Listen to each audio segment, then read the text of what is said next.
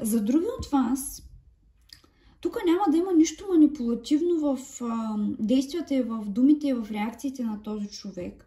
Просто защото той също е преминал през една огромна трансформация и през тъмната нощ на душата. Погледнете, имаме девятка на мечовете с императора и петица на чашите.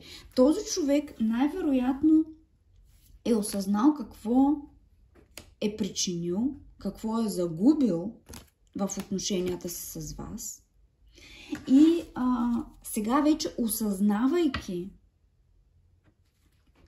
цялата ситуация, той е преминал през това лечение. Не само осъзнавайки, ами погледнете десятка на чашите. При някой от вас този човек определено се завръща с сериозни, не само намерения, ами с сериозни действия.